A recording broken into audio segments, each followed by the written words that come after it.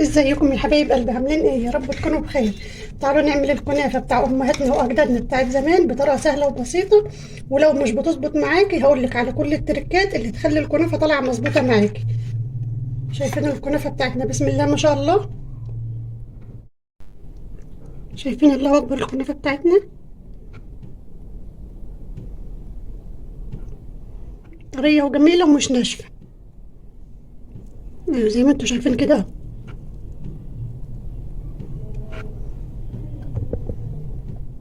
شايفين؟ بسم الله ما شاء الله. الكنافه بتاعتنا زي اللي بنشتريها من بره واحسن كمان.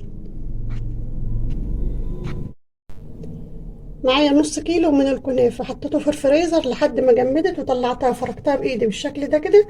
كده بتتفرد بكل سهولة أحسن ما بقعد أقصها بالمقص.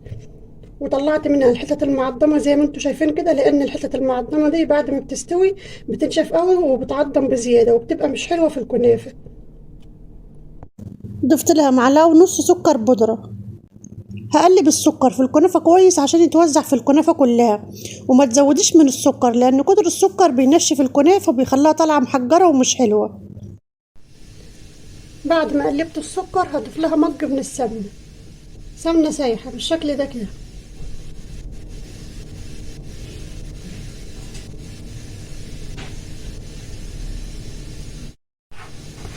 وهفركها بإيدي بالشكل ده كده. هخليها تتغلف كلها بالسمنة.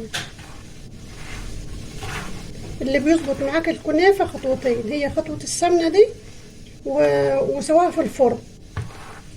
لو ظبطت الفرن بتاعك وظبطت السوا بتاعتها هتطلع معاك 10/10.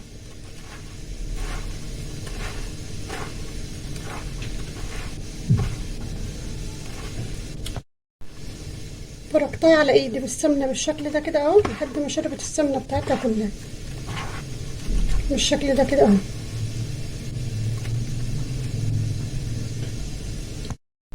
حطيت في الصينية بتاعتي بقى معلقة سمنة كبيرة بالشكل ده كده، لان اللي هيسويها ويخليها حلوة معايا هي السمنة دي.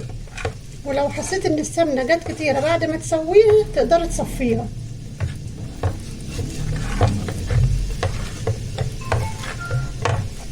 بالشكل ده كده.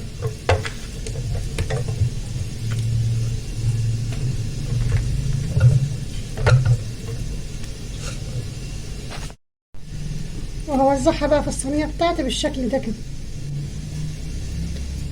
اهم شيء برضو سواء في الصينية ما تخليش حتة رقيقة وحتة تخينة.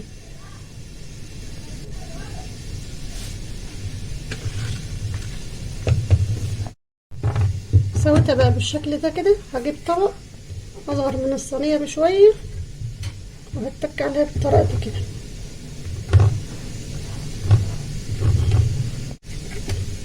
بالشكل ده كده اهو.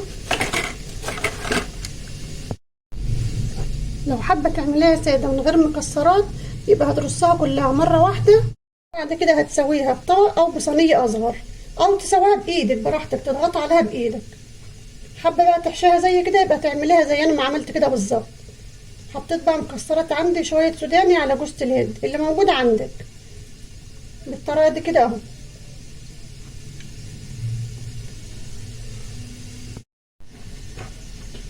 وهوزع النص التاني من فوق بالشكل ده كده.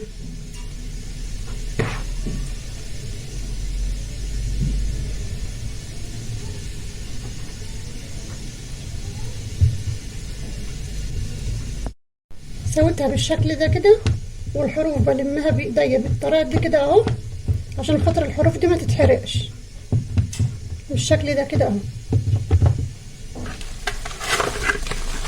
هدوس برضو بالطبق بتاعي.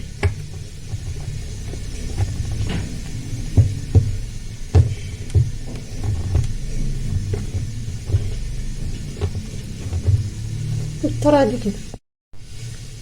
تعالوا بقى ندخلها الفرن. عشان الكنافة تطلع معاكي حلوة اظبط السوا بتاعها.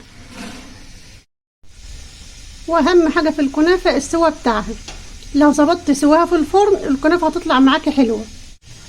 وانا برص في الصينية قدت الفرن وسخنته وبعد كده هديت النار بتاعته خليتها وسط، لان الفرن لو النار بتاعته عالية قوي الكنافة هتاخد وش من بره ومن جوه هتبقى نية.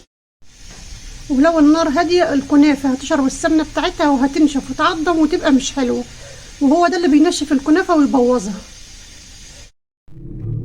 وادي الكنافة بعد ما طلعتها من الفرن وشها احمر من فوق ومن تحت. انا مش بايد عليها الشواية لان الفرن بتاعي بيحمر الحاجة من فوق ومن تحت.